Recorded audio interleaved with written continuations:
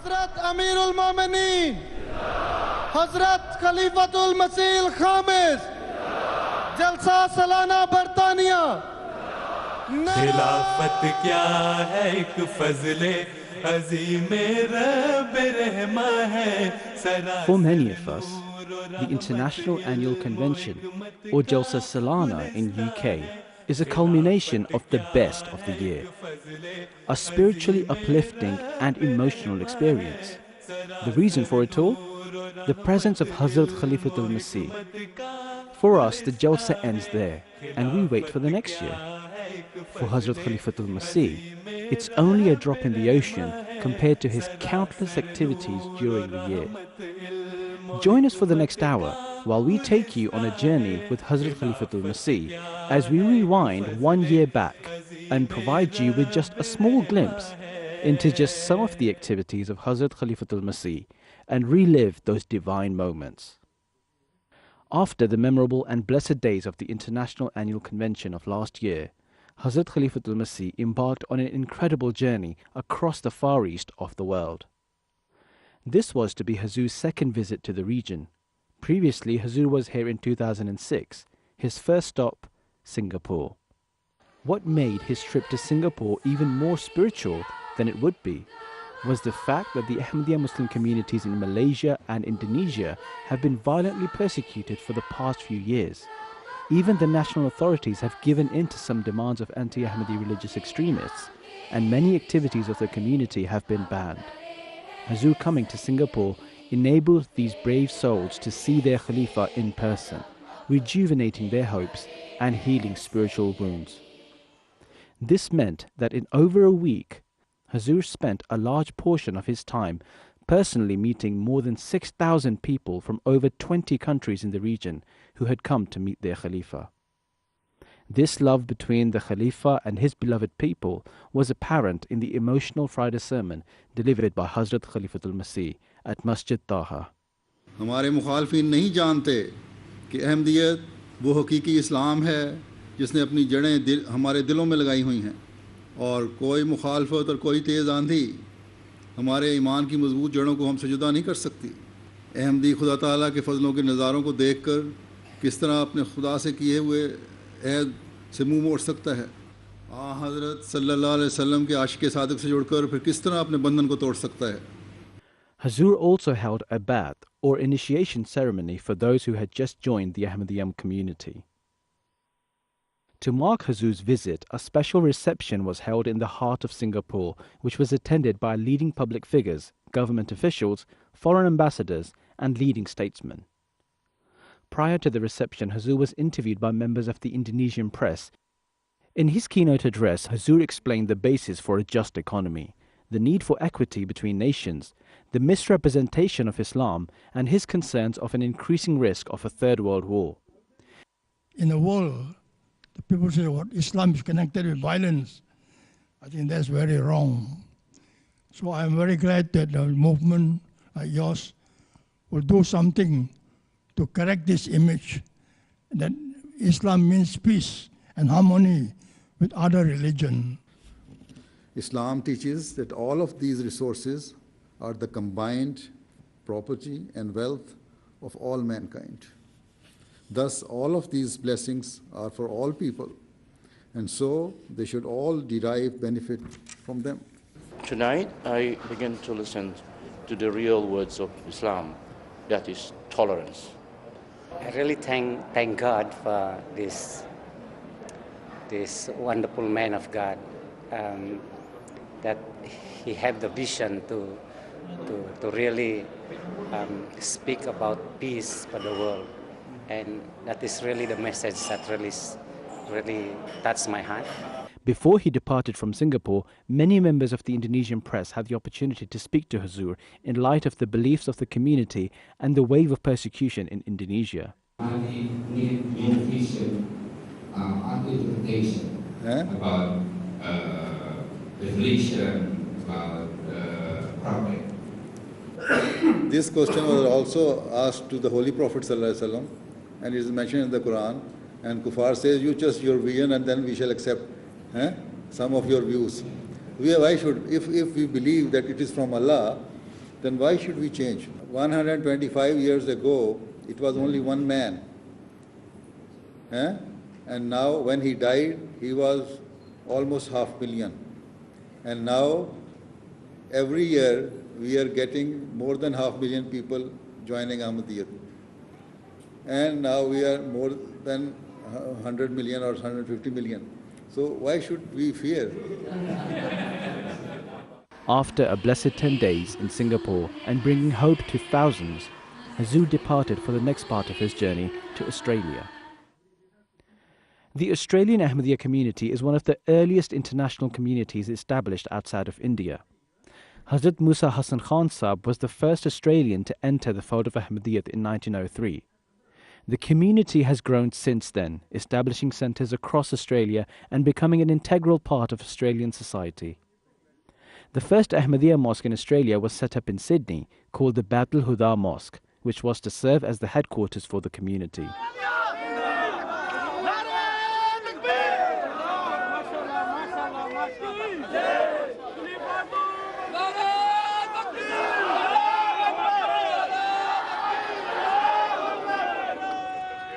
Unlike many international leaders, Hazur spent many of his days in Australia personally meeting over 3,000 members of the community.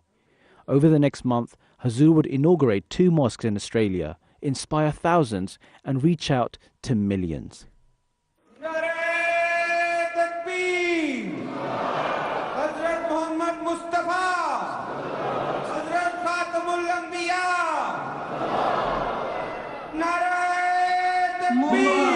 मुबारक मुबारक मुबारक मुबारक ये दिन हो मुबारक मुबारक हो ये दिन. The arrival of Hazrat Khalifa al-Masih in Australia was the perfect opportunity to hold one of the key events in the Ahmadiyya calendar, the National Annual Convention, otherwise known as the Jalsa Salana. The convention was to be attended by more than 4,000 members of the community from in and around Australia, and it was to last 3 days. During the 3 days, Hazur would address both men and women and remind them of their duties towards one another, their children and their faith, and how all should live their lives in a manner which portrays the best example for others. अब अहमदी होने के बाद इन बातों और इन चीज़ों और उन तोक़ुआत की तलाश की ज़रूरत है जो हज़रत मसीह मौऊद अलैहिस्सलाम ने हमसे की हैं. ये जलसे के 3 दिन क्योंकि इज्तिमाई तौर पर रूहानी माहौल के दिन हैं, इसलिए इन दिनों में ख़ास तौर पर तलाश करके और यहाँ के प्रोग्रामों से फ़ायदा उठाकर हमें एक हकीकी अहमदी बनने की कोशिश करने की ज़रूरत है. Thousands of Ahmadiyya Muslims have been coming to this mosque in Western Sydney over the past few days to catch a glimpse of the man they believe to be the Muslim equivalent of the Pope. The arrival of Hazrat Khalifa al-Masih in Australia brought considerable interest from local and national press and media. A few reporters had the opportunity to interview Hazrat Khalifa al-Masih, including Bill Birtles from National Australian Broadcasting Corporation, who interviewed Hazur for ABC TV and radio for a special report delivered on national TV, covering the Jalsa and Hazur's visit. I'd like to ask you some questions about the Muslim community over here, particularly here in Western Sydney. As you'd be aware, it's a very multicultural area. There's a fairly large Muslim community. Do you think there are particular challenges for Muslim communities living in Western societies, such as Australia? You see, if Muslims are practicing true Islam, then there should not be any challenge in absorbing, adjusting, and living in any of the society, whether it is Western or Eastern.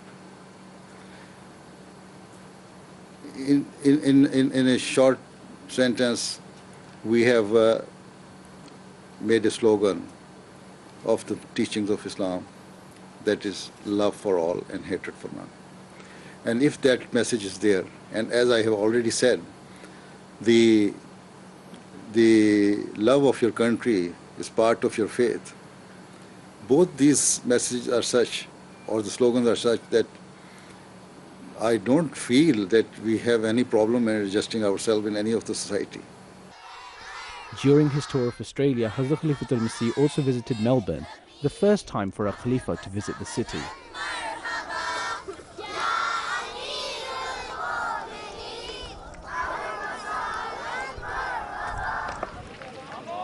During his stay there, Hazur personally met members of the community, inaugurated the Ahmadiyya Centre, a complex that can accommodate more than 2,000 people, visited the local attractions, and delivered a keynote address at a reception held in his honour.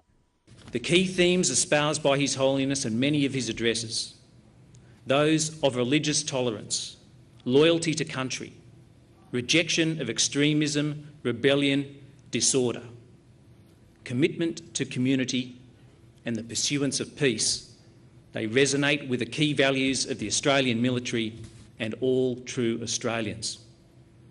I honour the sacrifices and risks you take to bring these messages to the world, and thank you for your gracious visit to our country. Here I would like to point out that this golden principle given by the Quran is not only for Muslims, but in fact it is a universal truth that in order to establish peace, justice must prevail.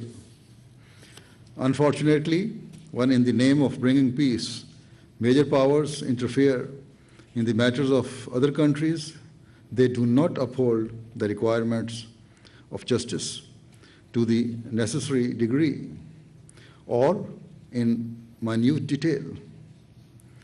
During a visit to the United States, I also addressed their senior politicians and policymakers. I clearly said to them that any act or policy they undertake to try and develop peace would never prove successful until all personal interests were set aside and until the requirements of justice were upheld in an entirely selfless manner. I loved it. I can see why he's a leader of world peace, because he said exactly what I wanted to hear, and he touched on the countries and the problems of the world, and I can see why he is getting on with the heads of governments of other countries, and I wish all Islam leaders were like that, and we wouldn't have any trouble in the world.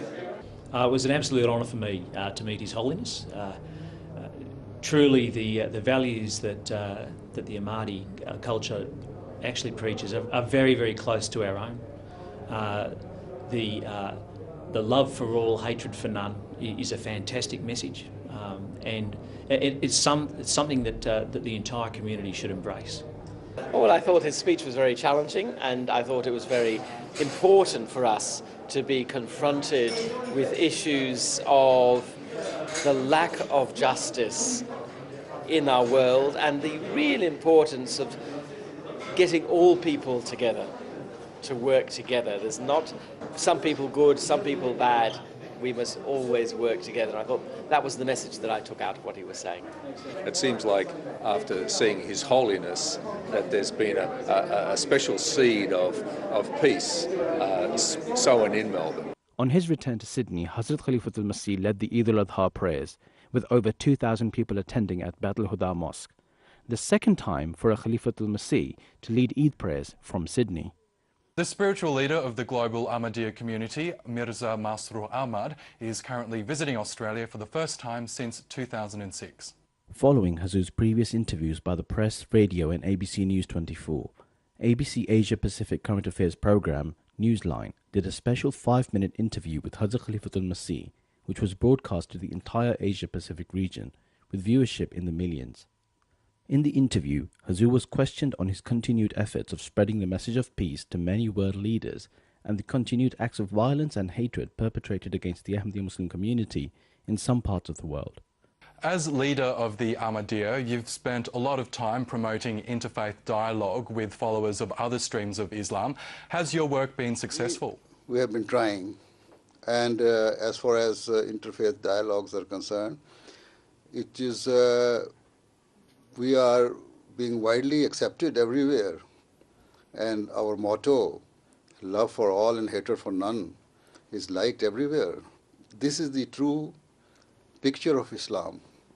Islam means peace and love and harmony, reconciliation. And that is the true message. Whenever we take this message, wherever we take this message, it is liked everywhere, and it is working. Mirza Masruh Ahmad, thank you very much for your time. A historic reception was held in the Centenary Khilafat Hall at Badr al-Huda Mosque in honor of Hazrat Khalifatul Masih, an event which was attended by more than 300 highly influential dignitaries, including members of the Senate and State, and federal government officials including party leaders, mayors, members of parliament, and police officials. Other guests included faith leaders, charities, and local neighbors. Prior to the event, Hazur officially inaugurated the Khilafat Centenary Hall. Before Hazur's keynote address, a number of dignitaries spoke. It is an absolute privilege to have you here, someone who preaches the need for peace, to have a leader, a religious leader, who is so well regarded by this community here, but right across the globe, who is prepared to stand up and talk about the necessities for peace. Your Holiness, we need more leaders like you. We need more leaders of communities like this community who are prepared to stand up and speak the word of faith and, more importantly, speak the words of peace. Those amongst you have an influence on the major powers of the world, or who can convey this message to those who have access to the corridors of powers, should urgently fulfill their responsibilities. Do not consider the problems and conflicts of today's world to be minor or insignificant, but instead strive your utmost and make every possible effort to establish peace. Unfortunately, we hear and see right around the globe messages of war and terror and so forth. That is not reflective or representative of Islam. This is representative and reflective of Islam. So I was delighted to be here.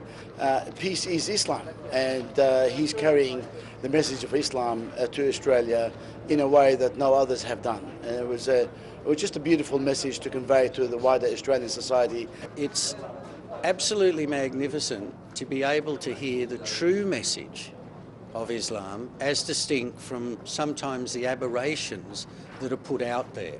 If anyone doubts it, I invite them to come to a meeting and listen to the genuine speech and feel the fellowship and the genuine love for each other that's here, and they will go away changed.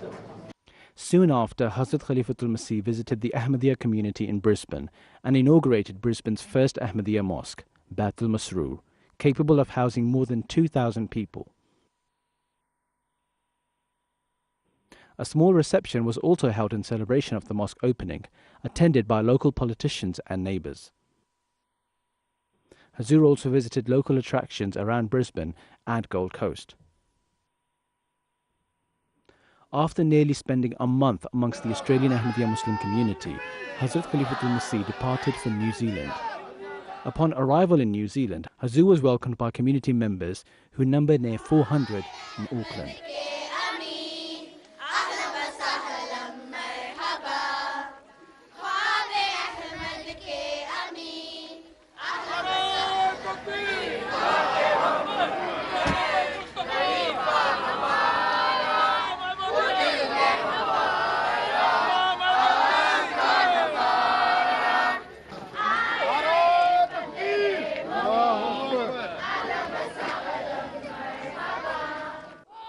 But what was perhaps the main highlight of Hazur's tour of New Zealand was his historic invitation to the sacred meeting place, Tauranga Waiwai, by the Maori king, Tihitia Paki. Never before had a religious leader been invited to such a meeting.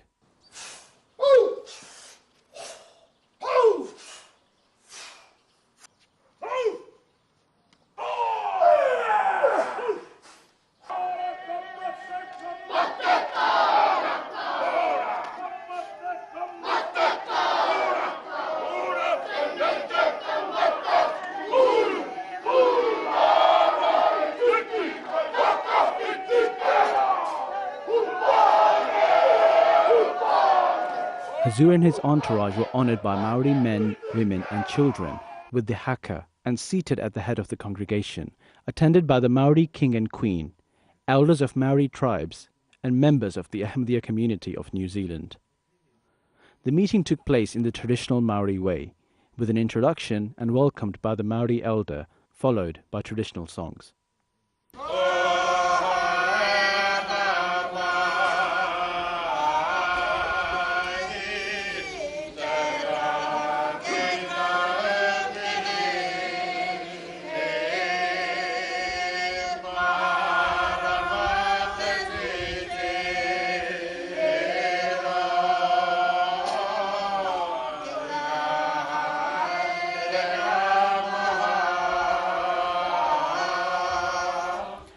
The occasion also marked the completion of the translation of the Holy Quran in Maori language after an arduous 23 years of effort by Mr. Shakil Manu. After an exchange of gifts, the Maori king and Hazrat Khalifa al-Masih met personally, while members of the two communities met in the traditional Maori way, through hongi. After the meeting, Hazrat Khalifa al-Masih officially presented the king the Holy Quran with Maori translation.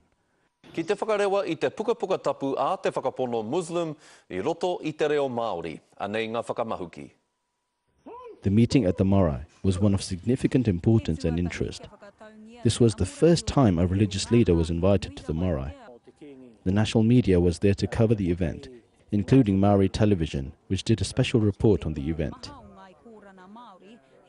Following the historic meeting with the Maori king, Hazrat Khalifa al-Masih inaugurated New Zealand's annual convention, or Jalsa Salana, and New Zealand's first Ahmadiyya mosque, Baitul Muqeed, built next to the previous mission house. The Ahmadiyya Muslim community may have just 400 members, but it's the proud owner of the largest purpose-built mosque in the country. Nicole Bremner reports. Crisp white and sparkling new, all this mosque needed was an official opening. Cue the arrival of Hadrat Mirza Masroor Ahmad, global leader of the Ahmadiyya Muslim community. The opening of the mosque was a key event in New Zealand, which brought considerable attention from media. TV New Zealand made a special report for their One News program and also interviewed Hazrat Khalifa al-Masih, where Hazur said that everyone is welcome to the mosque for the worship of the one God, whatever religion they may be. Is it your hope that more people will come if it's open to everybody, that more New Zealanders will come? Yes, if they wish, they can come. It's open for everybody. If they are praying to Allah, so all the religions came from, according to my belief, all religions came from the God, from Allah, right? So if all the religions are from Allah, then, and we are the creation of Allah, then how can we stop anybody to come and worship his creator? In the following days, Hazur also addressed the Lajna separately, and after the concluding session of the Jalsa Salana, took bai'at from the newcomers into the community. A large reception dinner was also held at the mosque, attended by high-profile representatives from the government of New Zealand, academic circles, local neighbours, and the Maori community, including the Maori king and queen. Before his departure from New Zealand, Hazur attended another high-profile event, this time at the Parliament buildings in the capital, Wellington.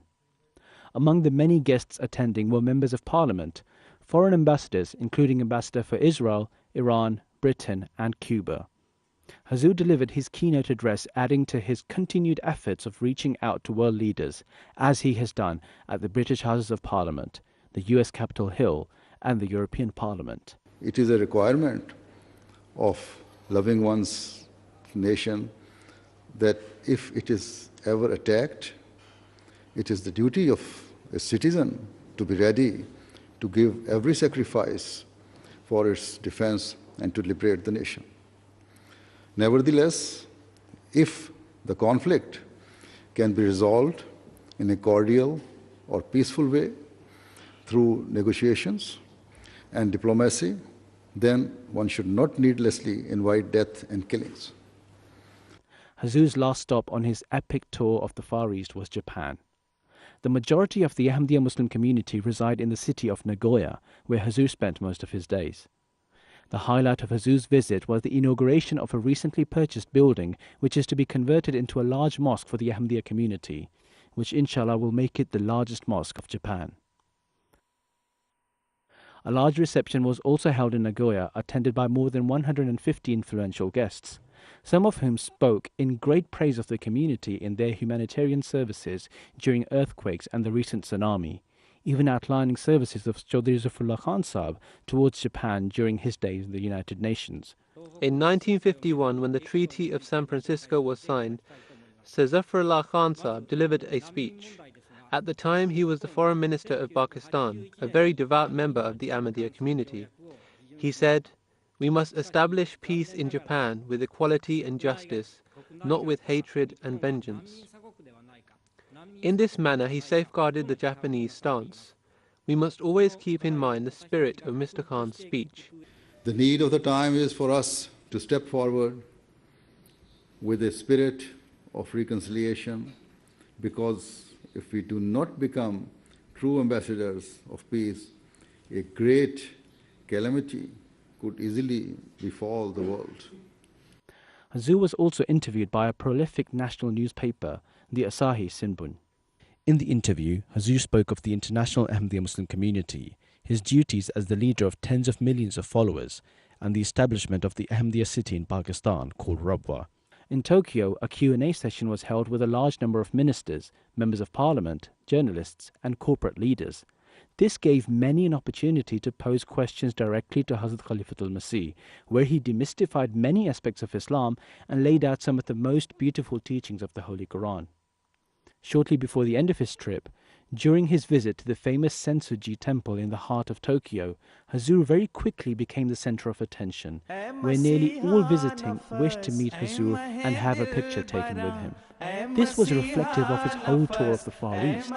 Wherever he went, Hazur attracted the faithful and the rest of the world. Imam Zama, Takhte Mehdi ke waris, Imam Zama, Sayyidi, Mushfiqi, Murshidi, Meherba, Humne Bahare Khuda, Teri Bayat Jo ki.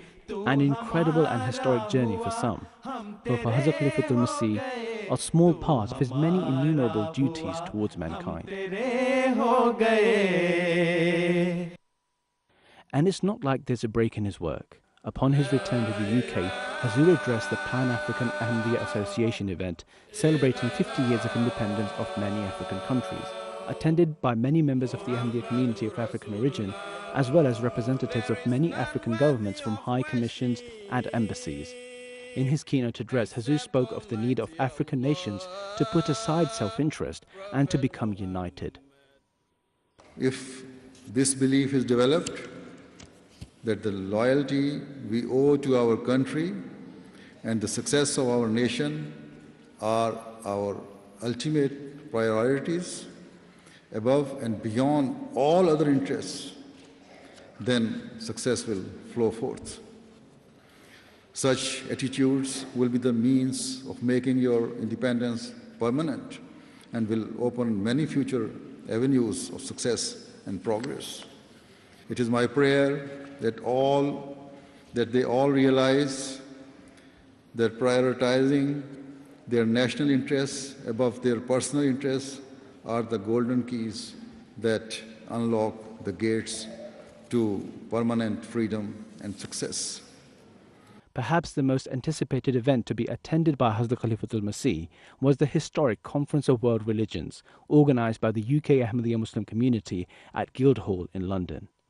The event was themed around the existence of God in the 21st century, and it was attended by representatives of major world religions, as well as 500 other guests consisting of politicians, academics, and NGOs. Hazur met some of the guests personally in brief meetings, many of whom addressed the congregation on their religious teachings, world peace, and the existence of God. Among the guests were Geshe Tashi Sering, representing the Dalai Lama, Sheikh Muwafaq Tarif, head of the Druze community, Archbishop Kevin MacDonald, representing the Catholic Church, Rabbi Professor Daniel Sperber, representing the Chief Rabbi of Israel, Right Honourable Dominic Grieve MP, and Professor Kwaku Danso Buafu, High Commissioner of Ghana, reading a message from the President of Ghana. Cardinal Jean-Louis Tauran, who is Pope Francis's principal advisor on interfaith matters, visited several communities of other religions in this country. And in our dialogue, we focused on the theme of peace from different perspectives. What struck me most as I listened to the contributions from representatives of different religions was that consistently there was a clear connection between prayer and peace. Men and women become people of peace precisely through prayerful fidelity to the religious truth in which they believe. That is how it works. We can be peacemakers if we personally receive the gift of peace. The important thing is for all believers to put the teachings of their respective religious traditions into practice sincerely in their day-to-day lives. The highlight of the event was the keynote address by Hazrat Khalifa al-Masih. I hope and pray that we, who are the representatives of different faiths and religions, and who have gathered here today to particularly demonstrate these loving teachings, all strive towards worshipping the one God by treating His creation with justice and by fulfilling their due rights. Certainly, these are the original teachings of all religions. We should utilize all of our resources and capabilities to foster a better society, to help God's creation and to spread love, affection, and peace at every level. The urgent and critical need of the world today is to establish peace and faith in God. If the world understood this reality, then all countries, whether large or small, would not, in the name of defense spending, allocate millions and billions of dollars to expand their military capabilities. Rather, they would spend that wealth to feed the hungry, to provide universal education, and to improve the living standards of the developing world. I think it's not so many years ago that people thought faith had had its day and was on the way out, so I think that's been proved to be decisively wrong. I thought it was fantastic. The idea that so many different religions can come together under one roof to discuss how we can enhance the faith and how we can get people to live together as one, get rid of all the problems in the world. The message of the Khalifa was a message of peace, understanding, message that all the religions of the world have to speak to each other. We are all the descendants of Adam that was created by God, and therefore we are all brothers. And as brothers and cousins, we have to treat each other in such a way of understanding and peace, not to confront each other, not to have fight in the world, but to try to do as much as we can to work and pursue peace. As a continuously flourishing divine community under Khilafat, the various auxiliary organizations of the community often receive the blessing of direct guidance from Hazrat Amir al-Mu'mineen. One of these organizations is the International Association of Ahmadiyya Architects and Engineers, an international body of Ahmadi professionals who, as a charity, give up their personal time and wealth and are responsible for building model villages in different parts of Africa, as well as rehabilitating water pumps in some of the most remote regions, and working with other charities to build schools, training centers, installing solar-powered street lighting, and building mosques and Jamaat buildings around the world. The IAAE receive their project missions and guidance directly from Hazrat Khalifa al-Masih, and it's at events like the IAAE Symposium this year where they get together and receive further guidance from Hazur. In such distant and remote areas, they have not just provided physical water to quench the thirst of the deprived people. They have not just provided physical water through which the local people can wash away the dirt from their bodies. They have not just illuminated darkened streets and darkened homes. Rather, from a spiritual perspective, they have also quenched the spiritual thirst of Ahmadis to see and hear the Khalifa. Similarly, another international body working under Hazrat Khalifatul Masih is MTA International, who were also fortunate enough to be addressed by Hazrat Khalifatul Masih at the 3rd International MTA Conference, attended by representatives from more than 18 countries. Hazrat Khalifatul Masih is not only a voice for guidance, but a practical example. During the Khudam Ijtima UK, a 3-day event dedicated to the spiritual, mental and physical development of the youth of the community, Hazur spent his time among the youth, and on the final day took their pledge of allegiance to Khilafat, their loyalty towards their country, their affirmation of duty toward the community and mankind. After which he addressed the youth, and for the first time the address was telecast live on MTA.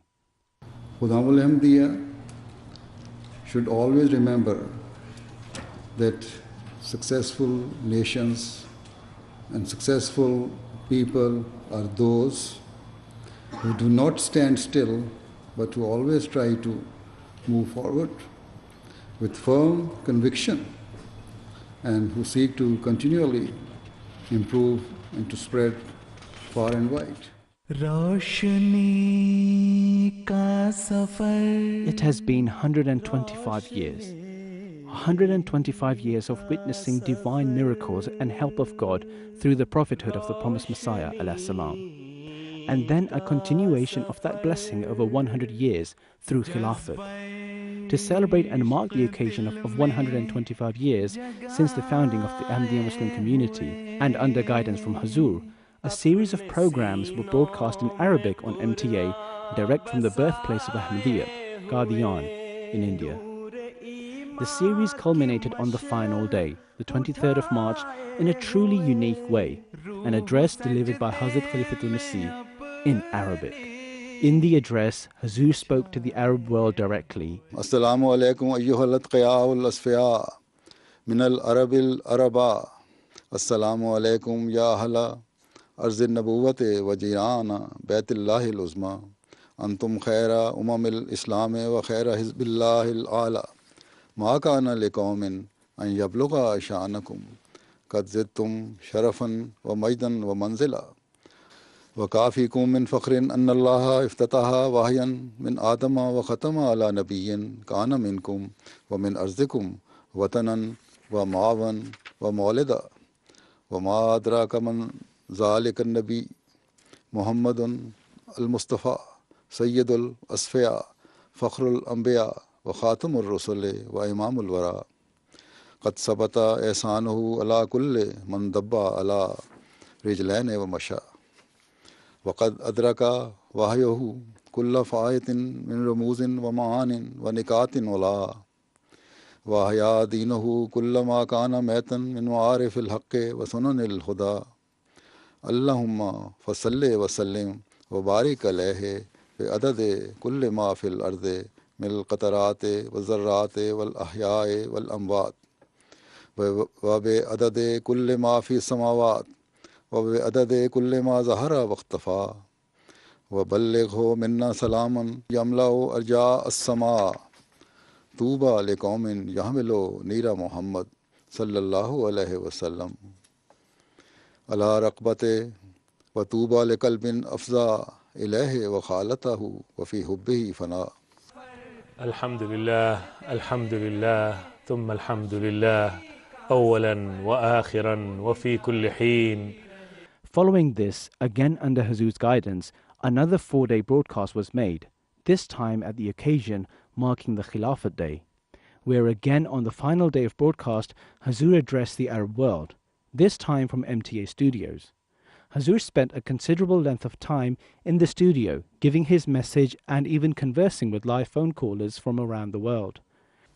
Allah Ta'ala के फजलों को समेटने के लिए जिस तरह अरबों ने इस्लाम के पहले दौर में अपना किरदार अदा किया था, अब इस्लाम की हकीकी तस्वीर दुनिया को दिखाने के लिए नशत सानिया में भी, इस्लाम की नशत सानिया में भी अपना किरदार अदा करें। अल्लाह ताला आपको इसकी तौफीक अता फरमाए।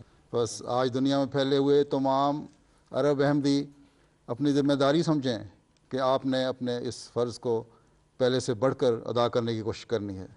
रहबर के लिए दोस्तों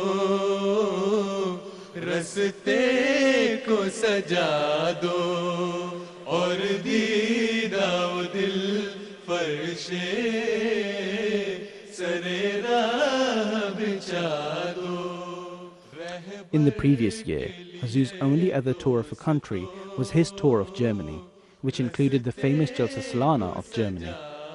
In the 2-week tour, which included opening and foundation stone laying for mosques around Germany, Hazoo addressed the Jalsa gathering on all 3 days.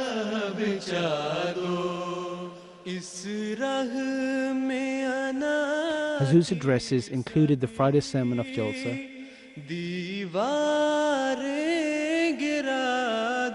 addressed to Lajna members, addressed to non-Ahmadi guests attending the Jalsa. This is, in fact, speaking out in favor of justice. This is, in fact, speaking out in an effort to remove all grievances and bitterness from the world. This is, in fact, a means of bringing people together and forming an atmosphere of mutual harmony. The true teachings of Islam that we have learned from the Quran and from the practices of the Holy Prophet Muhammad sallallahu alaihi wasallam teach us to never act cruelly and to always fulfill the rights of mankind. An address on the last day of the Jalsa,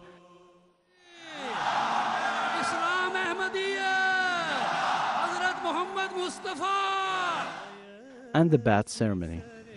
Ashhadu Allah ilaha illallah wahdahu la sharika lahu wa ashhadu anna Muhammadan abduhu wa rasuluhu. एक ख्वाब है और मुस्तकिल है एक ख्वाब है. Like we said, this is only a small glimpse into just some of the public activities of Hazrat Khalifatul Masih in the past year. Some of his other addresses included the address for Jalsa Salana Qadian from the UK,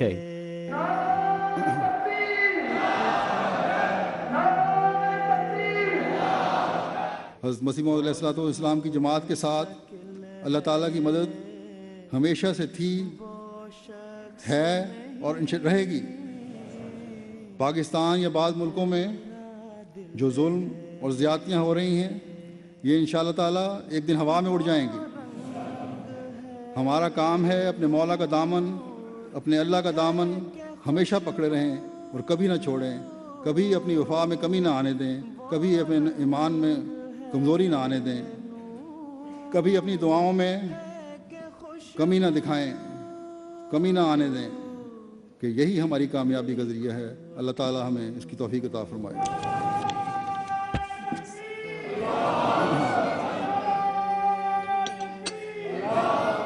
the convocation ceremony of Jamia Ahmadiyya UK, किस कदर सजिल है वो शख्स नहीं. and an address at a spiritual training camp for Ahmadi youth in the UK known as the Tarbiyati class. Hazur also delivered special dars or commentary of the last chapters of the Holy Quran delivered live on the last day of Ramadan, as well as an Eid sermon the next day. During the year, Hazur inaugurated many mosques and laid the foundation stones for some around the world, among which were the inauguration of Noor Mosque in Crawley, UK, and the inauguration of Nasser Mosque in Gillingham, UK. This mosque will not be one that proves to be a cause of concern or fear for the local people, but rather this mosque will prove to be one filled with people who will always be ready to serve and help all of you. This mosque will be a beacon of light that illuminates its surroundings and be known as a symbol of peace, harmony, and justice for all. In Germany, Hazur inaugurated the Darul Aman Mosque in Friedberg, the Al Mahdi Mosque in Munich, the foundation stone laying for Mubarak Mosque in Wiesbaden, and the foundation stone laying for Sadiq Mosque in Carbon. At each event, Hazur addressed the local Ahmadiyya community on their duties and responsibilities towards their creator, their mosque, and their local neighboring community. All events were attended by local mayors, MPs, and other high-profile guests. बाहर से आने वाले मुकामी लोगों के साथ मिलजुल कर रहें, मुल्क की तरक्की के लिए काम करें, शहर की तरक्की के लिए काम करें, लोगों की भलाई और बेहतरी के लिए काम करें, अमन और मोहब्बत और प्यार पैदा करने के लिए काम करें, तो इससे बढ़कर इंटीग्रेशन और क्या हो सकती है? और यही मकसद है इंसानों के आपस में रहने का. In his continued pursuit of developing conscious, responsible, and caring youth, Hazur held more than 40 classes with Waqfin al-Khudam and Lajna, as well as university and college students around the world, guiding them on various matters and receiving updates from them on their future plans and education. Every single Friday, we were fortunate to receive a fountain of blessings through live Friday sermons by Hazrat Khalifa al-Masih, no matter where he was.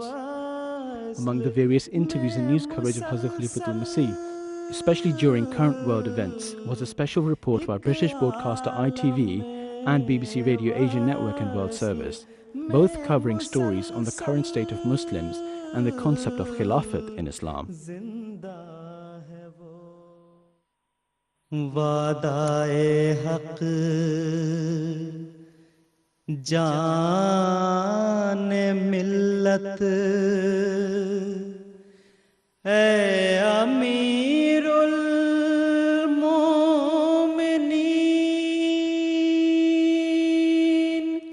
How fortunate are Ahmadi Muslims around the world that in any situation, in times of happiness or distress, in their homelands or through their TV sets, a man has been designated by God to look after them. A man they hold dearer than all loved possessions. A man who clearly loves them back with complete devotion. This is Islam in its pristine purity. Khilafat that loves all. Khilafat that hates none. To listen to a leader who walks the world stage talking about the importance of tolerance, of faith and peace. We need more leaders like that now on the world stage. What His Holiness spoke about as far as Syria is concerned is of world importance, and fortunately there's someone like him to say it to world leaders, to politicians, to get their attention, because someone has to get their attention. He lives it. It's inspirational. A person of true leadership. I only saw him for a few minutes, but I was instantly impressed, as I say, by the sort of the genuineness of the charm that he radiates.